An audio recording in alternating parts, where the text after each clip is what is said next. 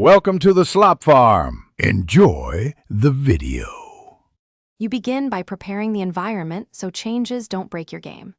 First, backup save files and the config folder. This preserves a restore point.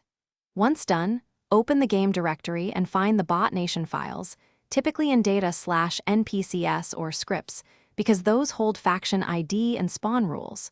Make sure you use a proper text editor, and check encoding is UTF-8 to prevent strange characters. This step prevents errors and gives you a safe base for editing. You now edit the core entries that define a bot nation. Locate the nation ID, tags, and spawn tables. Understanding dependencies prevents broken references. Then change the faction ID and tags where needed, making sure to preserve punctuation. Missing commas or brackets will crash parsing. Next, tweak spawn weights and AI behavior variables, using small increments so you can observe effects.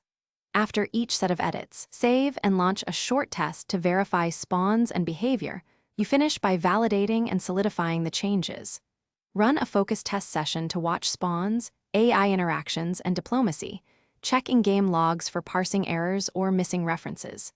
If something fails, revert to the backup, validate syntax line by line, and reapply edits incrementally to isolate the fault. Make sure to document the final configuration, include version, date, and exact edits, so you can reproduce or roll back quickly. One key tip: most problems are simple syntax or ID mismatches, so always recheck those first. Thanks for watching. Consider subscribing if we helped you today.